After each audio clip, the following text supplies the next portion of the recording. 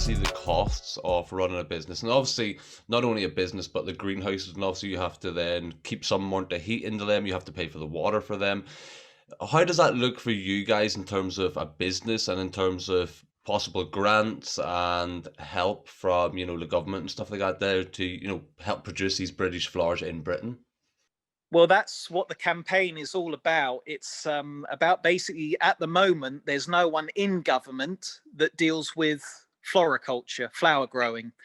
So Jamie Oliver, Hugh Fernley, Jimmy, they can go to the number 10 for the school dinners, for the sugar crisis, for things like that. But I actually can't go to anyone because there's no one in government to deal with my problems. But you're right, back in the 60s, 70s, there was grants, and obviously the LSA, the land settlement, which we spoke about in the 30s, was a government thing. But basically, there's no help from the government specifically for UK cut flower growers anymore.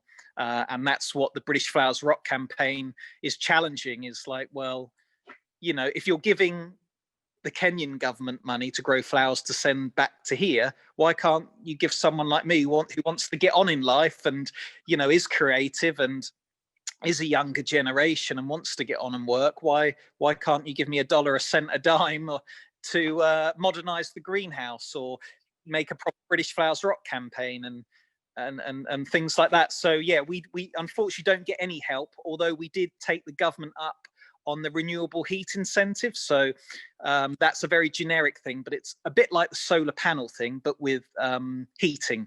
So you've probably heard of like ground source heat pumps or air pumps, things like that. So we used to basically, let's change my camera around again. We used to basically heat the greenhouses with oil. So round each of the beds, so you've got a bed here, so that the flower beds are about 1 meter wide, they're 30 meters long, and you've got a flow and return of a hot water pipe where my finger is here.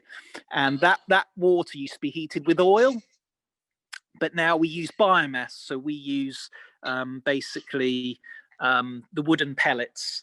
And there's Goodwood and Slindon estates around here, a lot of forestry that needs to be managed. And all of that managed wood goes to a factory where they basically take the moisture and the bad stuff out of the wood. And you get these little pellets that look like twiglets. And basically, we burn those now. And basically, what we burn, the government gives us the money back.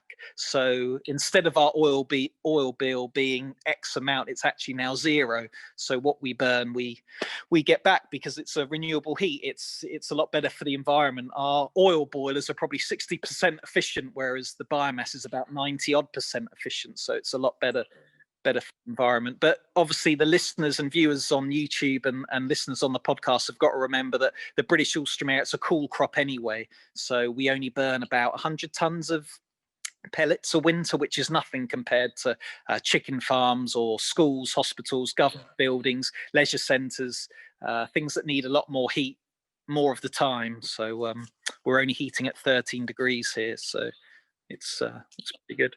So yeah, so that's what we do. So that's been a real help for the business, and it was a 2-year project for me to manage converting oil over to biomass. But basically, we've got £0 on the heating bill for the next another 16 years because it was a 20-year thing or whatever. So, but it's about to give sort of the listeners and viewers again, it's about £1,000. No, it's more like £1,500 now to replant one of our beds. So we know what our cost is of planting a bed, so we know what we have to get back and things like that. And obviously we've got our packaging costs and our transport costs, and you're right, the watering and the fertilizers. But again, what I've done is granddad and dad just used to put in a ready mix bag of fertilizer into the feed to feed the crop. But I actually found out that 12% of that bag was bad for the Alstroemeria. So now we basically do soil analysis. So I go around the nursery taking hundreds of core samples of the soil. That goes off to a laboratory and it gets broken down. So now I actually buy in the calcium, the boron, the manganese. So I buy in all the individual bits. And that actually, yes, it takes longer, but it's more interesting and it's actually cheaper to do that. And more importantly, it's better for the crop, so you get better flowers. So we've saved a bit of money doing our own soil analysis basically as well. So, but yeah, farmers and growers in the UK, we are quite tight. Every elastic band, every staple, every bit of packaging we get in, we reuse. Anything we can reuse or modernize or reclaim or whatever, we do that all the time. So, is there any other changes that have came from coronavirus for yourself or for the business?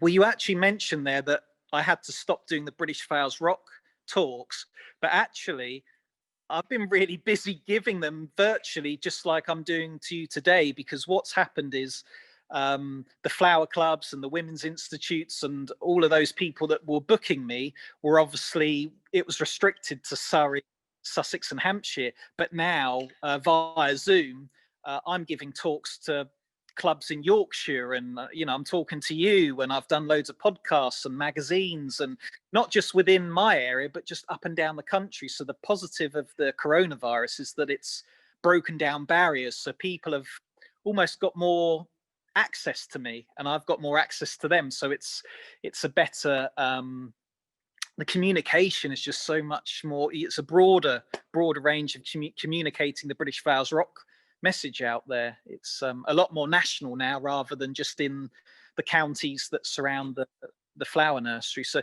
that's actually been a positive.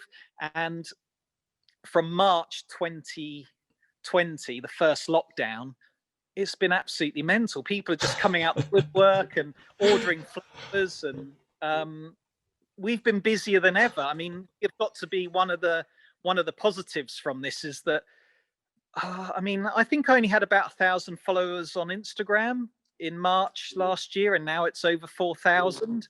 I think people are less heads down in London or in a city, and they're actually heads up, or they're on their phone more or on social media more.